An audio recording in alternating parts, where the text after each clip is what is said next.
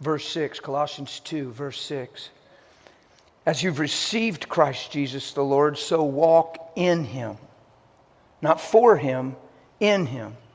That means you find your identity in Him. You're living through Him, by Him. Right? Yeah? Doesn't through Him and by Him all things exist? Doesn't He hold all things together by the word of His power? You find yourself in Him. The way you've received Him by simple faith, now you walk it out in Him. Right? Watch this next verse. Rooted and built up. Here it goes again. In my Bible, the way it's printed, they're right underneath each other. It might as well just be quotations. You build up and rooted and build up in Him. Where are you rooted? In Him. What builds you up? Your circumstances? The kind word your friend said to you? Come on. That's just flat level encouragement. That's just somebody cheering you on. But what builds me up? What edifies me? Seeing my life in Him. Understanding that I have purpose, I have destiny, I have a reason for being. Listen, we could do this Christian thing and miss purpose real easy. We're not called to do church, we're called to be her. The reason we assemble is to celebrate a truth we're all living by and grow strong in it and manifest it so the community sees who Christ is in our lives. That's really the bottom line. This never was designed to be a sanctuary, a safe haven, a hospital. It's a place to get sharpened and edified and encouraged and build up in Him. It's like a football huddle, really, and you call one play, Christ. And you hand everybody the ball, and you break, and you go out onto the field. And you live Christ. And you better believe your relationships matter, your jobs matter, your stores matter, your parking lots matter. Your attitude matters.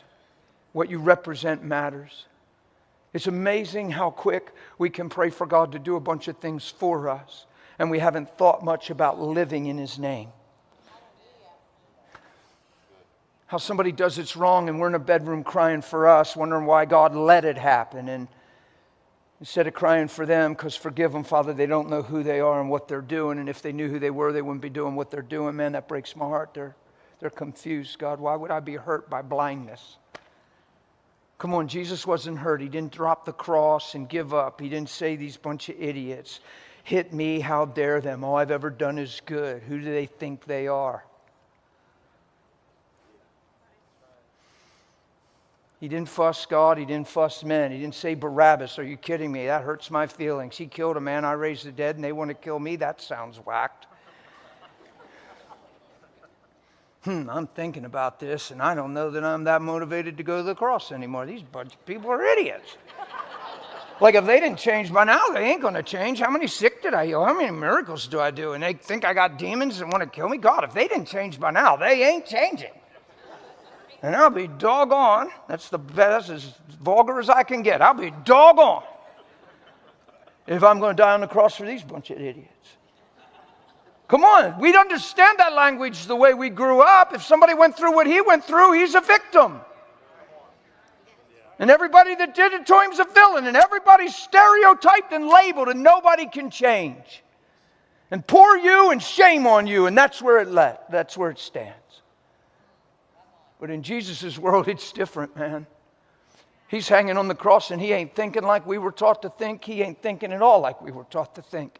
He's been done so wrong, it's undescribable. He's the purest that ever was. He's the most perfect that ever was. He has never done an iota of wrong. Everything he does is squeaky clean and beautiful, and it's getting judged and debated and falsely accused nonstop, and then they kill him. Biggest injustice. You can't even weigh it. It's so wow. And the best love can do, not because it's weak, because it's love.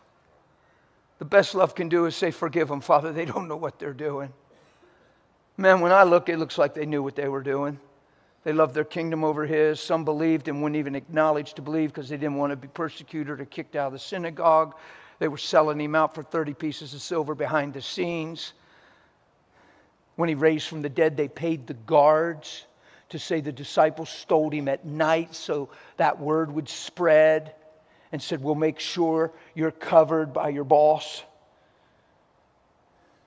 Yeah? Come on. Sounds like they knew. Sounds like a lot of men were being willful.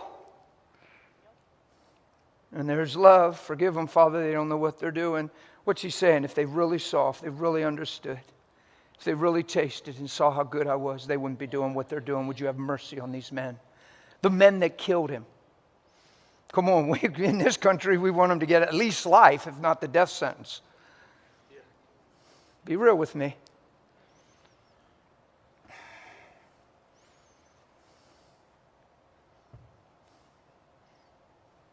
I don't know about you guys, but I'm going to follow Jesus.